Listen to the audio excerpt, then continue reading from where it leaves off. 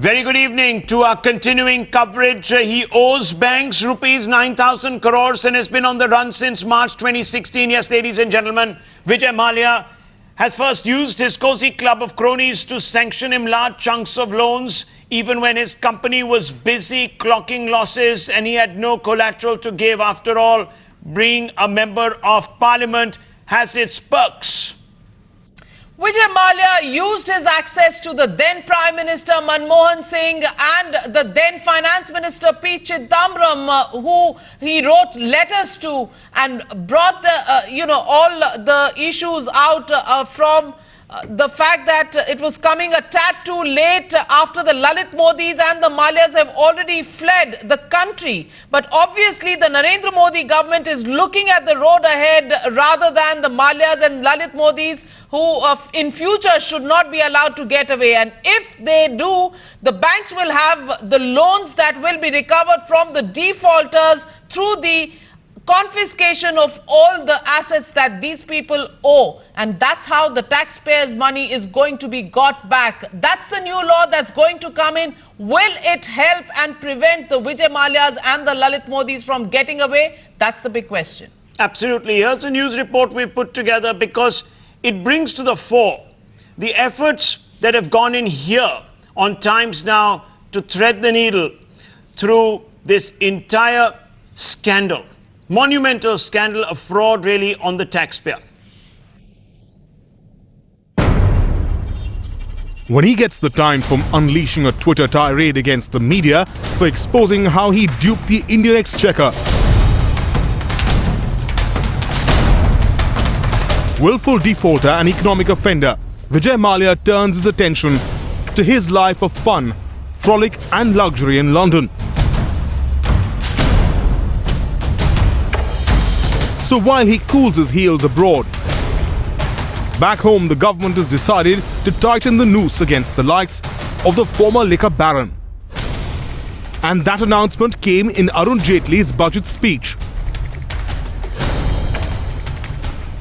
In the recent past, there have been instances of big-time offenders, including economic offenders, fleeing the country to escape the reach of law. Government is therefore considering introduction of legislative changes and even a new law to confiscate the assets of such persons located within the country till they submit to the jurisdiction of the appropriate legal forum. We have a new law, the Vijay Mallya law, which is coming in. The Vijay Mallya law says that, anybody who's an absconder, an offender of financial irregularities will, even if he does leave the country, his assets will be taken over by the banks, by the government.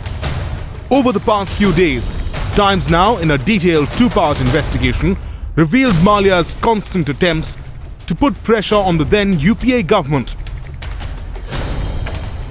We are first bringing to you this letter which has never been brought in public domain, where he writes to P. Chidambaram, Finance Minister, on March 21st, 2013 and asks the Finance Minister to intervene to get his company a no objection certificate. Present laws in the country are sufficient. Many offenders, many violators of law, whose properties have been confiscated. Even state governments have right to confiscate properties. Central government has, Enforcement Directorate, Income Tax, and this has happened in umpteen cases. Even the courts have ordered. If there were no laws, how could the courts order the confiscation of the property or assets? While the previous government has time and again denied going out of their way for Mallya, the Modi government, with its actions, has shown the intent to crack down on India's unabashed loot league. Bureau Report, Times Now. And joining us here on the debate, it's the budget, which is the economic document, but the finance minister announced a new law that would be coming in to take care of the looters and scooters, the Vijay Mallya League. That's what we are debating here on Times Now. Joining me this evening is GVL Narasimha Rao, National Spokesperson of the BJP, Jay Panda, MP of the Lok Sabha from the BJD, Ritaprata Banerjee, MP Rajya Sabha from the CPIM, Babul Supriyo, Minister of State for Heavy Industry and Public Enterprises, and Majid Memon, Member of Parliament of the Rajya Sabha from the NCP. Babul Supriyo, the law took too long in coming. Last year, on the 3rd of March 2016, Vijay Mallya escaped from the Parliament itself. After attending Parliament itself that day, he left the country, never to return back. Is this law coming a year too late?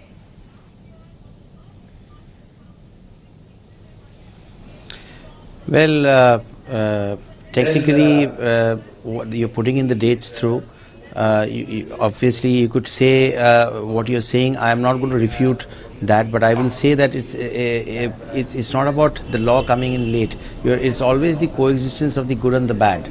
Now, the magnitude of Vijay Mallya's financial frauds, in any case, blue-collar frauds, it takes a little bit of time to actually get discovered, and the magnanimity and the enormity of the kind of stuff that he has done, and the fact that he got away with it and was, as we see those letters and stuff, there were areas where, grey areas where he was probably let loose to commit those crimes in the first place. I think the intention of the government is very clear. While it is cracking down on all kinds of other malpractices, be it black money, tax evasion, etc., it is always doing the needful, which the court had earlier pointed out that the law did not exist where they could actually confiscate assets. So I think it's a walk in the right direction. Well, there could be 2 bad people in the past, but we are not going to have 10 more in the future who are going to wreck the banks with NPAs and stuff. So it's a good walk in the right direction. 10. Last year March was probably too close. Jay Panda, not just 10.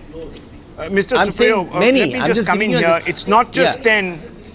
Absolutely, you're absolutely right. One could also say that this law hasn't come a day too late, because they're not just 10, but they're 5,610 willful defaulters who collectively owe the public sector and private sector banks an astronomical amount of over 58,000 crores, Mr. Panda.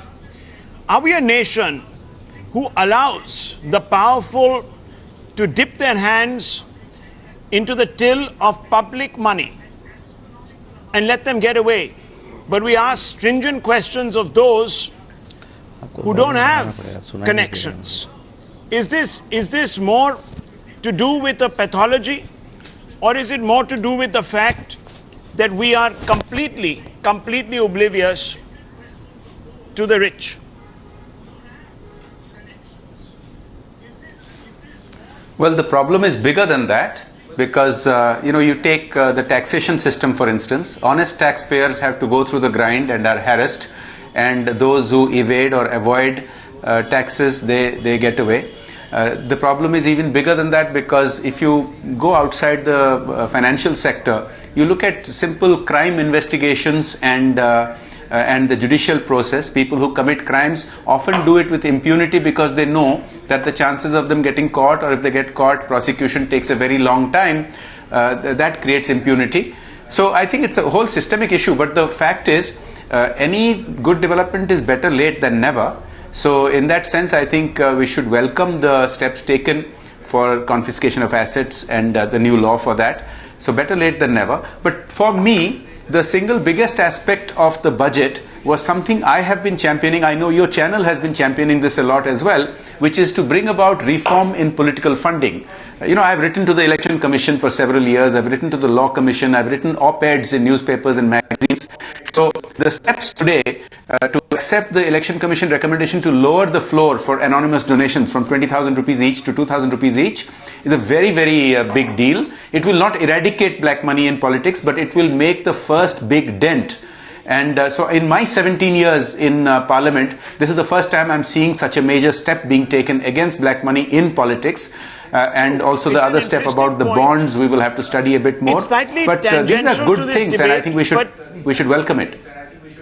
But Mr. Panda, unexceptionally, good points, but No. I just need to get back into the more important aspect of this. Look, it's not tangential if you look at it from a longer view, which is that yes, political parties are funded by big corporates, big magnates, and then this sort of ecosystem perpetuates itself because political parties then feel obliged perhaps at some level or the other to help out these magnates. There is a favor system, the banks get stuck in the middle, and we've seen this in this particular case. There are letter trails that exist from Vijay Mallya to the highest in the UPA. So I can understand where you're coming from, but at this moment in time, we need to ask ourselves, what prevents, and perhaps Rituprata Banerjee could come in on this, what prevents our system, sir, from acting against these big VVIPs?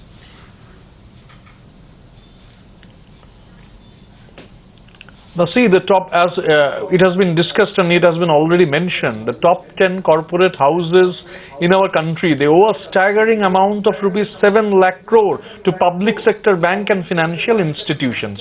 So what is the mode of the government in bringing that money back? You have this Vijay Mallya incident, before that you have the Lalit incident. Earlier when in parliament these things were discussed, we have discussed the Benami thing, we have discussed the SARFAESI Act, we had said that the willful defaulters must be there, must be actions against the willful defaulters. No, one second, the netas are profiting. The top 10 houses who are owing us such a money. No, Rituprata Banerjee, the neta prospers from this very cozy club. Let's not, let's not try to be deflecting here. This is a very serious issue. Just a minute, not everybody prospers from this. As Mr. Panna was telling, you don't want to put I want to make it clear one thing, that this limit of you have a problem with the move to the limit of 2,000 on cash donations to political parties is meaningless, we believe. As far as our party is concerned, we feel that is meaningless, as such transfers are mostly unreported. Why? In absence of a ban on corporate funding of political parties and just a minute. Corporates are also citizens of a ban on corporate funding of Rituprata political Banerjee, parties corporates and are overall also limit on citizens of this expenditure of country. political parties, the so-called reform of electoral funding is nothing but a hogwash.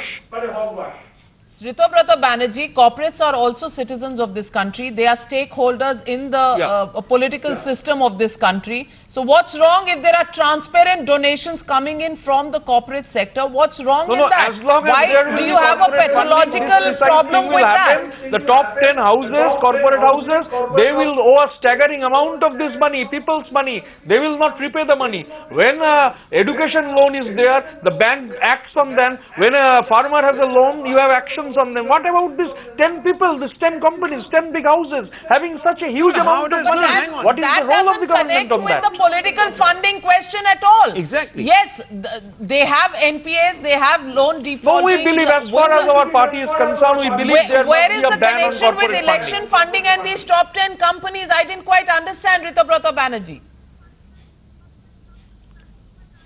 Corporate funding, this is a very clear stance of our party, that there must be a ban on corporate funding to political parties. Okay, that's a pathological problem with corporates that your party continues to have. Let me also welcome Naina Lal Kidwai, who's joining us on this show. You may turn with whatever you like, but that is a stand, and that is a reality, that these 10 companies, incidentally, the government is not acting on them. Okay, Naina Lal Kidwai, the question many are asking is, there is a new bank. 7 lakh crore of public money we are holding. Okay. Okay, let's take that question to the banker in our midst. Naina Lal Kidwai is with us. Naina Lal Kidwai, a new law to come in to enable banks to confiscate properties of those who are absconding from the law. Is it a first? Do such laws exist? Because there are laws which are called the Securitization and Reconstruction of Financial Assets and Enforcement of Security Interest Act of 2002. Do you think an additional law is required, or do you think it's the enforcement and the implementation which is a problem? After all, Vijay Mallya, Lalit Modi have got away owing 9,000 crore rupees to the banks in India. It's taxpayers' money. Do you think it's the requirement is a new law, or do you think it's the implementation that's the problem? So clearly the laws as we had them initially were more around the whole, sequestering of collateral. So what you could really do is if you had lent against a certain asset and that asset was collateral, that the law allowed you to act on that collateral. And often that collateral was shared amongst many banks. So how that was to be divvied up was also determined through that process. Now, clearly, because that process has inevitably taken a long time to execute on, there have been issues. But through the history of our country, there are many situations where banks have absolutely worked together and been able to sequester the collateral and the security against which they lend. So that is a laid down process. Does that happen with... I think Does that happen with smaller fries, Naidalal Kidwai? Because Vijay Mallya seems to have got away with complete impunity. 9,000 crore rupees owed to the banks. A member of parliament attended parliament, went to the airport, and despite a lookout notice which gets cancelled 15 days before he actually gets out of the country, the fact is the rich and the powerful seem to find their way out. Well, I think there are many companies in the country that have honored their debts. There are many where the banks have been able to act on collateral. This one is a little different because we have not had cases where people have actually run away even when they have large assets in the country. So it's somewhat different. I think the key thing here is to also understand a very important distinction which RBI sought to make correctly. And that is the distinction between a willful defaulter and a defaulter. In the world of business, companies do get into situations, sometimes not of their own doing, in some cases because they've just over-leveraged, there's a downturn, they get stuck. But there are cases, and we've had this happen recently in our country, where suddenly because of government regulation, coal supply stopped. So companies in the power sector, in steel, who were dependent on coal, actually had a very difficult time managing, and the change in that regulation, and you'll remember it was a court-ordered process on coal, caused immense difficulty across companies which had no intention to default, and they were stuck in a situation. So I think we must bear in mind that there are two types of default situations. One, where the patient is on the table, the law and it is in the interest as we go case by case, but there is no denying. But you must. That there is no denying. But no, I'm sure they will. I mean, just let me everything. But in differentiating, I think we have to also recognize we don't want to kill companies, and in the process, if you have a patient on a table and you can give them some oxygen and get them off the table, but that doesn't become reason enough for us to then suspect the motives, etc., of a government or even the inaction of a law. A law must exist to desist, of course, and it must to allow be executed. other individuals, especially the banks, the confidence to lend without actually having a situation where they get stuck with some NPAs. I mean, we are talking about 58,000 crores. Mallya is only tip of the iceberg. There has to be a problem, a cozy nexus between borrowers and lenders that has perpetuated a fraud on the people of this country. 58,792 crore rupees is a huge amount of money.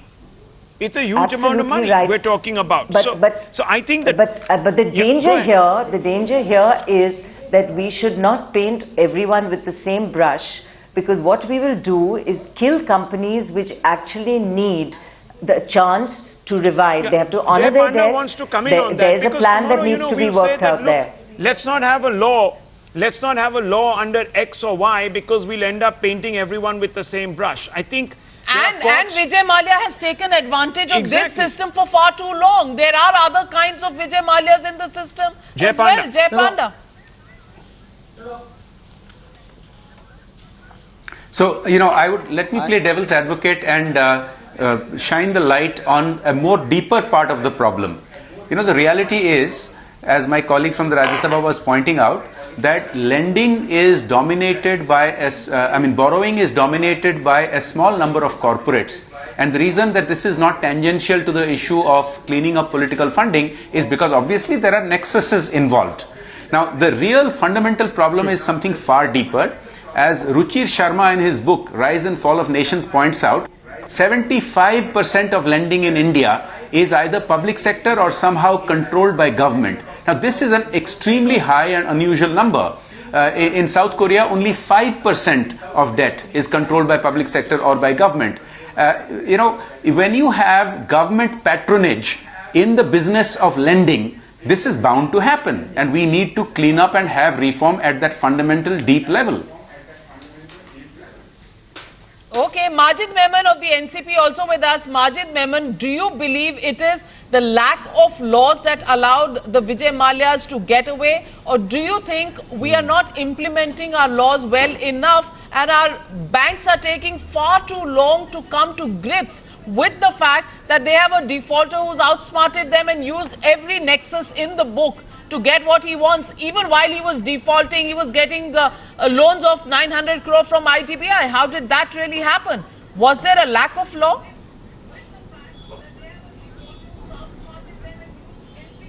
Now, see, finance minister himself happens to be a learned advocate practicing law, and he is aware of the legal position in our country. I need not tell him. He, in his heart, knows what he is talking about. Now, if he is talking about introducing new law to confiscate the properties of the absconders who have embezzled huge sums and acquired properties here and left the country. Now, there is no dearth of law. Mr. Jaitley knows it. We have too many laws, as a matter of fact, and too little justice, to put in the proper phrase. And it is the fault lies in implementation of law. Now look at the Prevention of Money Laundering Act. Tokenism. It is one of the most stringent piece of criminal legislation. You're pulling the wool over the eyes. You could have acted using the same laws at your disposal much earlier. This is now a case of playing to the galleries. No. Why was Mallya and people like Mallya have been granted loan without proper security, proper scrutiny? Please come in on this. And how could he run away? No, see, one second. When ED red corner notice was there, when CBI red corner notice was there, how could he leave the country? Yeah, that's all implicit in the question I've asked Mr. G.V. Narasimha Rao. There is connivance. Yeah. Yes, go ahead, Mr. Narasimha Rao. No, Rahul, connivance of your party and your alliance. It was your government, the UPA government at the highest level, which connived with Vijay Mallya to defraud the public money to the tune of 8,000-9,000 crores, and that's why some of the bank officers have landed up in jail. And the kind of support, so-called support, that Prime Minister Manmohan Singh and former Finance Minister extended to Vijay Mallya is certainly of a criminal nature. I think not only should Vijay Mallya's assets under this law, I don't know whether it will have retrospective effect, prospective effect under legality. I think if possible, government could consider a retrospective effect to be given to this law. But definitely it will have a prospective effect, and possibly there is even a case to confiscate properties of people who have actually helped them, people who actually had criminal role in ensuring that he got whatever money. What was the NCP doing allying with a party where Mr. Mallya had free access to the highest echelons of that party? And we know, sir, that this has happened. It's all out there in public. Now, it was known Rahul, many years back. Rahul, I think Rahul, let me make it clear about the role of Mr. Chidambaram or Mr. Manmohan Singh of UPA. My friend is talking about connivance by UPA. Now he must know that all that is being shown is a letter written by Mallya thanking or asking for no objection certificate. Show us something which would connect Chidambaram or Manmohan Singh's agreement to help Mr. Majid or consent to do something. Mr. Majid Memon also talks about the then Principal Secretary of the Prime Minister, T.K. Nair, actually ringing up ministries, making the ministries working the lines to get that access for Navika. Vijay Mallya. Now that just No, shows I'm the asking my access he friend- had first to the Prime Minister, then I'm the ask- Prime Minister's office, and through the Prime Minister's I will office answer that. to the I will Finance answer Ministry, from the Finance Minister what- to the banks. Prime All of Minister that is or a nexus Prime that these Minister letters or really Finance show. Minister. The Prime Minister or the No, Finance neither of them Minister denied themselves that they don't rent- do this. they- It neither is of them sent denied to giving the such down help. below to the concerned departments where it flows from secretaries to various people and then it goes down to the bank officials. Now I'm the asking rates one going question from to them Mr. that Rao. look into Please the tell me matter. that I only- was it not known to your government that Mallya is facing serious charges? There are red corner notices. How could he pass through immigration please. and escape country You're during your looking at this term? argument Tell from me that. no, you're looking at this argument from the thin edge of No, the but wedge. why Let's go did you back a give few him years. loans Let's in go the back a first few years place because this is without the a problem collateral? here. You are The your problem stems from a cozy indulged club. in fraud. I can't, if I were tomorrow to No. default on a loan, I can't pick up the phone and speak to the Prime Minister and seek a meeting and get an appointment and get to sit opposite him. And the Prime Minister then will go up to his principal secretary and says, well, sort this out, help him. And then I write a letter a few weeks later to say, thank Was the you, crime your was the principal crime secretary has been registered at very that helpful. point? Come on, Was he sir. an accused? Come on, sir. Was he an accused? If Mr. Everyone Mallya knew, was an sir. He was accused, admitting and to if the the fact Prime that he Minister had has problems. He entertained was him, saying I that the can State understand Bank that. of India Let me was get not in out. Babul Supriyo. Being cooperative. Nobody knew that.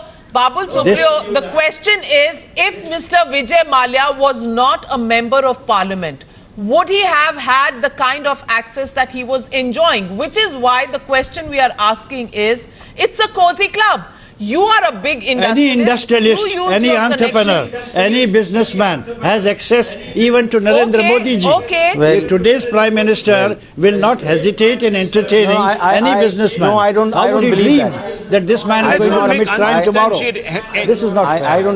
I don't agree to Access that. is not the issue. You address the issue. I don't agree to that. Where have you found a such big letters businessman, a to rich and any a other famous- Prime Minister? Letters Let were me found from respond to Vijay what you Mallya asked. to Prime Minister Manmohan Singh. Let me Navika, It is not written on Navika, let me anybody's respond to what forehead you that asked. he is going to commit I crime think tomorrow. the rich and the Okay, famous in the country could have. every business person has access to the No, Prime Minister. let me respond Prime to- Ministers and Allow finance ministers are Babul meant Supriyo to help answer Mr. because Majid we want Memon. our economy to grow. Okay, Mr. Yeah, Majid please. Memon, It is please the listen to it Mr. is the Babul Prime Supriyo. Minister's prerogative. It is the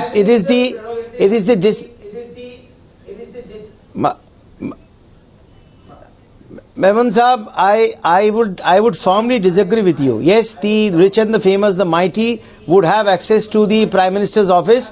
He being a Rajya Sabha member, obviously can definitely write a letter to the Prime Minister or the Finance Minister. The point here is the Prime Minister's office and the Finance Minister's office, what we see right now is inappropriation in the way they acted to help him out. Now laws exist everywhere. Laws exist everywhere, but the lack of the political will, or whatever you might call it, to implement them is something that make these people commit the kind of big crimes that they've committed. What will the banks do? The banks are obviously in a vulnerable state because when they're lending out money to some particular person, There is a law. do they keep their passport? Okay. Do they keep their passport? Let You know me that get in you've Jay taken Panda. 10,000 Jay crores of Panda, there is loan, already a law therefore you're called not going the to get your passport. SARFEASI Act. No, let me get in Jay Panda, Member of Parliament also. Supriyo, SARFEASI could I find fault with you Act. if you One ever second, patronized Mr. Memon. Kingfisher Airlines and Please. travelled from Calcutta to Delhi? No, 1 second, sir. You would not It's know. not just about Vijay Mallya, sir. that There are Kingfisher is anything fishy. 50 other 1,000 defaulters. Please, 1 second, sir. Please, 1 second. Let me just bring in Mr. Jay Panda. Mr. Jay Panda, there is an act that exists. The question we are asking is whether we need a new law to go for these defaulters and confiscate their properties. Simple question.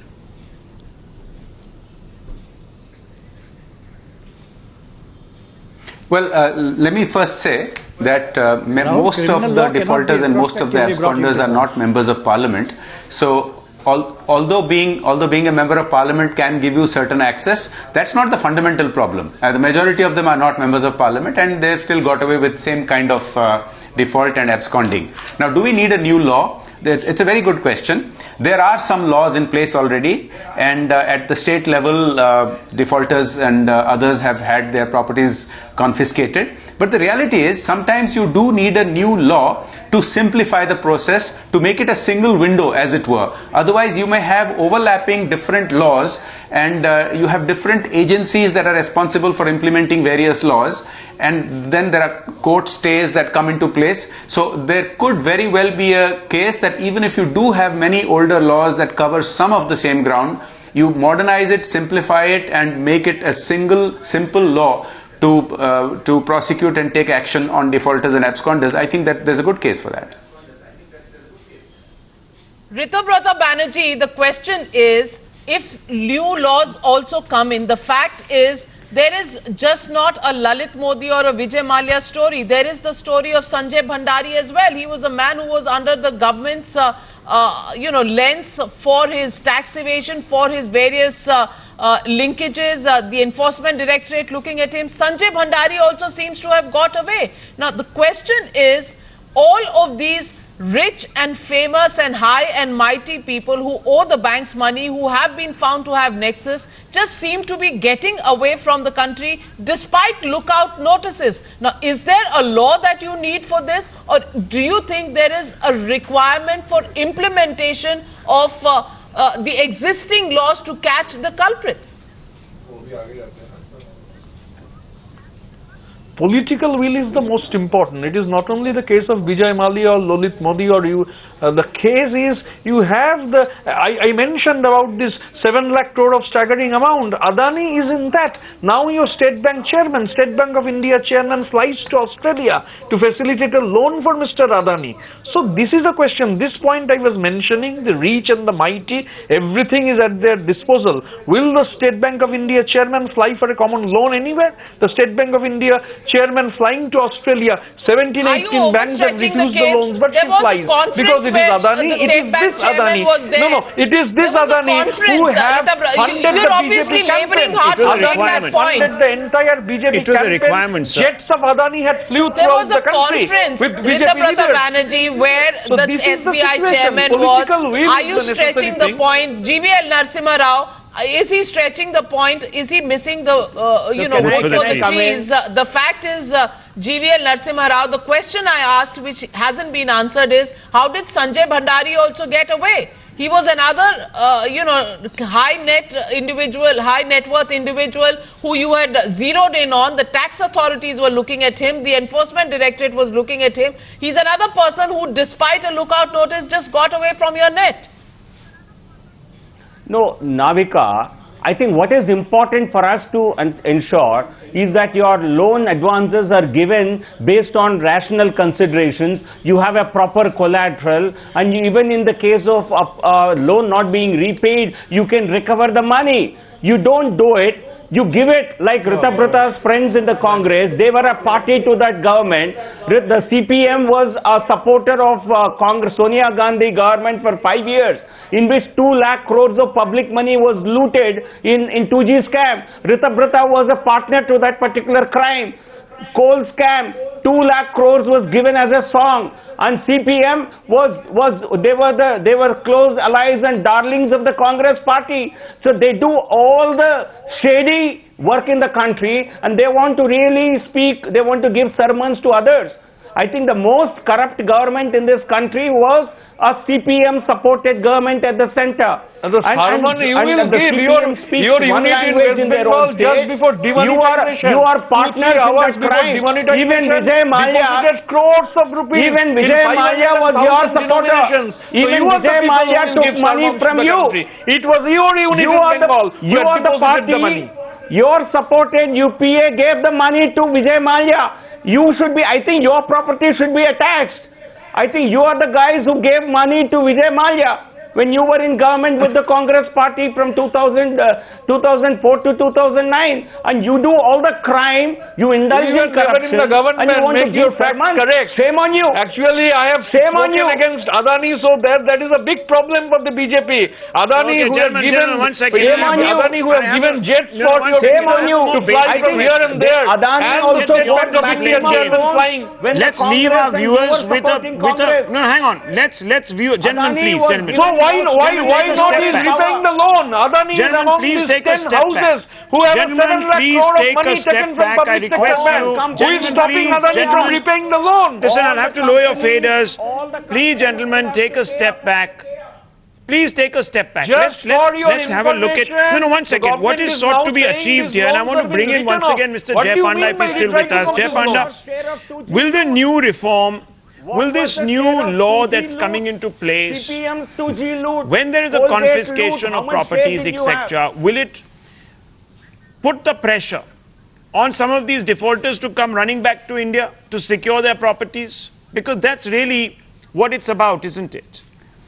And does it also enhance the confidence Well, I of think- banks when they're thinking about lending money to people? That's the basic question. Is it a practicable law, effective law? Well, I think we'll have to see how the law works out in practice. I think it may induce some people who have very large assets here and relatively less obligations to repay. But I'm not sure that it will entice everybody back, because many of them may have already liquidated their assets and moved their holdings abroad in some way or another. I've already mentioned the fundamental problem that if we have the world's largest percentage of loans being given out by public sector and by government, there will be patronage and there will be nexus and there will be misuse of that. So we have to fundamentally reform. You have to ask a question, why private sector banks haven't had so much default? Because they have an inbuilt incentive to collect and not allow the debt to go bad. But having said that, the other side of the coin is that banks, whether they are public sector or private sector, they are in the business of lending. Obviously, they will want to lend to big corporates because it's easy for them to do their lending obligations rather than have to chase after small and medium companies. And there we need to change the regulations, that there's a level playing field, that small and medium companies who are doing well should have a proportionate ability to attract debt. Babul Supriyo, respond to Jay Panda. Jay Panda says, why does bulk of the lending only come from the public sector banks? That's how there is a nexus between corporates and the government. Is that time to break that? Because that's the major reform that's required. That is something that we are trying to break. If the existing laws took care of these kind of people who willingly, who are willing defaulters, as Nainaji said, willing defaulters, and could have the courage to go and have fun in a different country. If the existing laws cannot take care of that, we need laws which can pinpoint and actually find that Mr. area Supriyo, which will allow the law enforcement to confiscate the assets. Mr. Supriyo, is that this law will be used against those individuals that are not connected, not highly connected, not powerful. The rich will continue to exploit their connections to build immunity, immunity even under this new law, and it will never be applied against them with the full might let me answer that. of Let me answer that. the regulatory authorities. Let me what will happen answer is that. Let me answer that. Go ahead. No. Ahead, let's not say that, Rahul ji. Let's not say that. I would say, don't say that. What my colleague Narasimhan said. Just don't get into that speculation. The UPA government, along with my friend Ritaproto CPIM, was one of the biggest corrupt governments that we could have had. So let's not generalize that. What the kind of papers that you're bringing in is clearly indicating that there was a nexus, political nexus with Vijay Mallya, allowing him to go with that. Going with that. Now this is the government which has the will. By banking officials, this is into paying up. Some even went ahead and committed suicide, sir. This has happened in the past. I just hope that this is not once again a blunt instrument that is going to be used against the Aam Aadmi. That's what it will probably end up as. And that's something that we really need to look at. Nenalal Kidwai made that point. Let's hope it doesn't become a blunt instrument in the hands of overzealous officials. We leave it at that. We leave it at that. We've really run out of time. It's a well-meaning. Give the government the it's a benefit of the well-meaning doubt because it has not done anything to raise any doubt. I understand, so we're giving you the benefit of the doubt. That's what I'm saying. We are giving the government the benefit of the doubt. In fact, we are lauding, we are calling it the Vijay Mallya defaulter law. And we are saying that this is because of the campaign that Times Now has run on getting recoveries from people like Vijay Mallya that we have probably forced the government to think and bring such a law. We just hope it doesn't become part of the problem. What Rahul is saying is we hope that this doesn't become an instrument in the hand of those who go after the small fries and let the big fish really get away from the net. That's where we leave it. Thank you very much to all our panelists for joining us here on debate number 3. With that, it's a wrap on this edition of Budget Day Live, Budget Now 2017. It's been a pleasure bringing you the budget right from 7 a.m. this morning. We had the big stories, we had the newsmakers, we had the big details of the budget and the best live incisive analysis on the budget. Absolutely, and we will hope that you join us on March 11th for Result Day Live, special programming on the election results coming out from 5 states, from the crucible of India's democracy, Uttar Pradesh. We leave it at that. Thank you very much.